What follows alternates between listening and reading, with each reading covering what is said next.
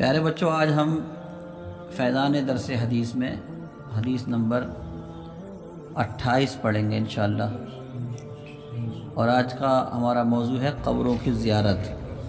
Topic کیا ہے؟ قبروں کی زیارت۔ عن بریدہ قال قال رسول اللہ صلی اللہ علیہ وسلم نہیتکم عن زیارت القبور فزوروها۔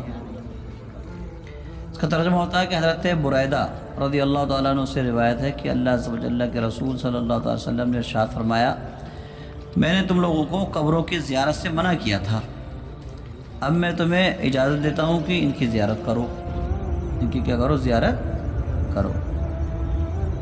علماء کرام فرماتے ہیں اس حدیث کے تحت کہ شروع اسلام میں زیارت قبور مسلمان مردوں اور عورتوں کو منع تھی۔ شروع اسلام میں، ابتدائی اسلام میں۔ کب؟ ابتدائی اسلام میں۔ وجہ کیا تھی اس کی؟ وجہ یہ تھی کہ لوگ نئے نئے اسلام لائے تھے، اندیشہ تھا کہ بت پرستی کے عادی ہونے کی وجہ سے اب قبر پرستی شروع نہ کر دیں، کہ بت پرستی تو کرتے آئے تھے، اب قبروں پہ جائیں گے تو کہیں قبر پرست نہ ہو جائیں، اس لیے پہلے منع کیا گیا تھا۔ بات سمجھ رہے ہیں آپ؟ اور جب مسلمانوں کے دلوں میں اسلام بالکل رچ بس گیا، بالکل راسخ ہو گیا، تو پھر قبروں کی زیارت کی اجازت دے دی گئی۔ بات سمجھ رہے ہیں آپ؟ اور پہلا والا حکم جو ہے منسوخ ہو گیا۔ جیسے جب شراب حرام ہوئی شراب، تو شراب کے برتن استعمال کرنا بھی ممنوع ہو گئے۔ بس میں نے شراب منع کی شریعت نے کہ شراب پینا حرام ہے، اور جو جن برتنوں میں شراب پی جاتی تھی ان برتنوں کے استعمال کو بھی شریعت نے منع کر دیا تھا۔ وجہ کیا تھی؟ کہ لوگ برتن دیکھ کر پھر شراب یاد نہ کر لیں اور پھر شراب نہ پینے لگیں، یہ وجہ تھی۔ تو پھر جب لوگ ترک شراب کے عادی ہو گئے، یعنی اب ان کی عادت بن گئی، شراب انہوں نے بالکل چھوڑ دی مکمل طور پر، تو جو برتن تھے ان کے استعمال کی ممانعت منسوخ ہو گئی اور ان برتنوں کو استعمال کرنے کی اجازت دے دی گئی۔ اصل میں یہ مسئلہ تھا۔ تو ایسے قبر کا مسئلہ تھا کہ ابتداء اسلام میں تو پیارے آقا صلی اللہ علیہ وسلم نے قبروں کی زیارت کے لیے منع کر دیا تھا۔ وجہ کیا تھی؟ وجہ یہی تھی کہ لوگ کہیں قبر پرست نہ ہو جائیں۔ پھر جب اسلام، دین اسلام ان کے دل میں رچ بس گیا، تو پھر جو ہے قبروں کی زیارت کی اجازت دے دی گئی۔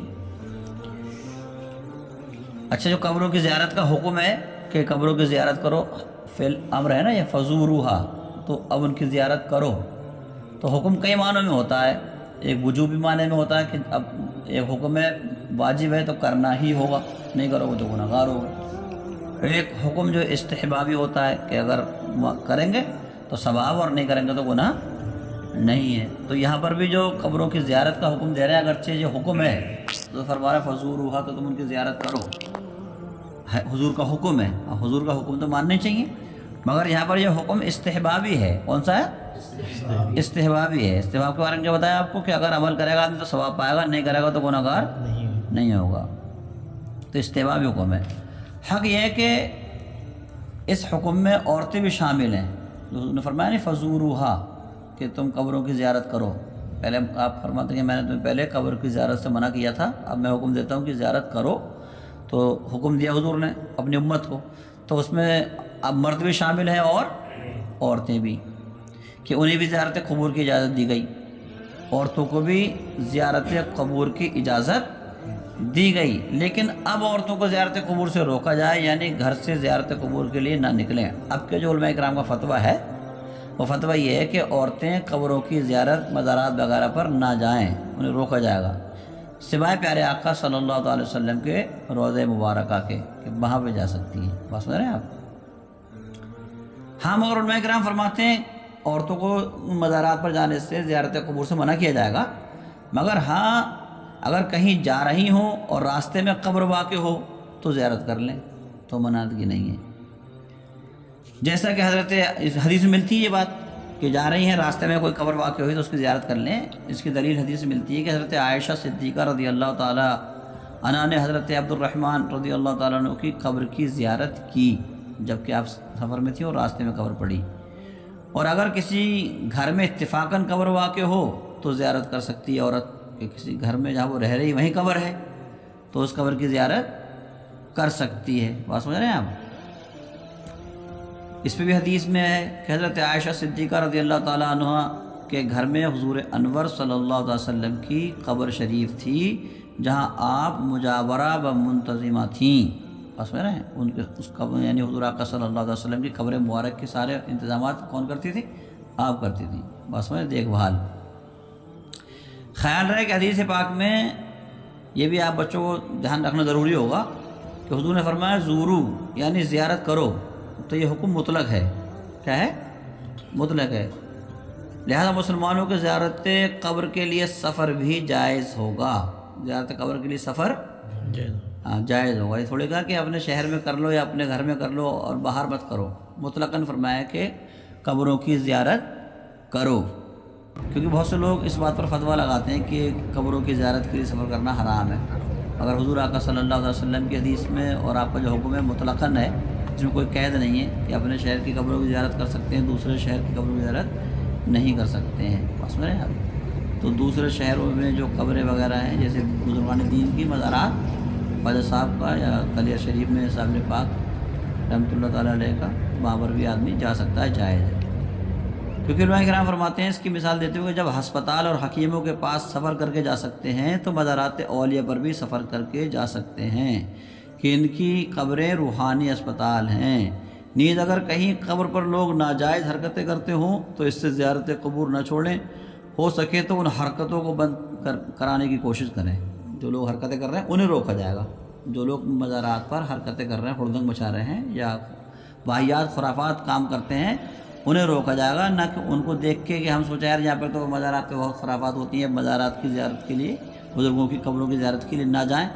ایسا نہیں ہوگا، بلکہ بزرگوں کی قبروں کی زیارت کے لیے جاتا رہے، اور جو وہاں پہ خرافات لوگ کر رہے ہیں انہیں روکا جائے گا۔ اس کی بھی مثال حدیث میں موجود ہے۔ دیکھو حضور انور صلی اللہ علیہ وسلم نے ہجرت سے پہلے بتوں کی وجہ سے کعبہ نہ چھوڑا۔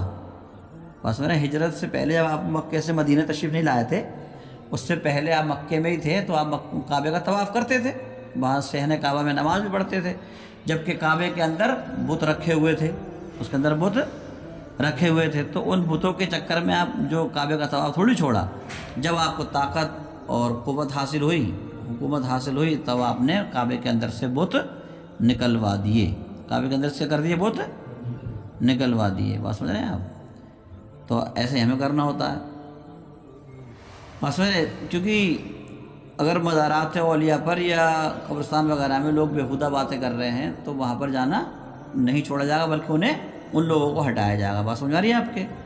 جیسا کہ آج بھی نکاح میں لوگ ناجائز حرکتیں کرتے ہیں، جب نکاح ہو رہا ہوتا ہے تو کوئی ویڈیوگرافی کر رہا ہوتا ہے، کوئی کچھ کر رہا ہوتا ہے، بات سمجھ رہے ہیں آپ؟ طرح طرح کے اور معاملات ہوتے ہیں، مگر اس کی وجہ سے نہ نکاح بند کیے جاتے ہیں، نہ وہاں کی شرکت روکی جاتی ہے، کیونکہ نکاح بھی سنت مطلقہ ہے اور زیارت قبور بھی سنت مطلقہ ہے۔ نکاح و زیارت قبور دونوں کے لیے سفر بھی درست ہے، اور ناجائز امور کی وجہ سے ان میں شرکت ممنوع نہیں۔ اگر وہاں پر کوئی غلط کام کر رہا ہے نکاح کی محفل میں یا مزارات اولیاء پر، تو اس کی وجہ سے نہ تو ہم نکاح میں شرکت کرنا چھوڑیں گے اور نہ مزارات اولیاء پہ جانا چھوڑیں گے۔ ہاں، جو خرافات واہیات ہیں انہیں ہٹایا جائے گا، انہیں ہٹایا جائے گا۔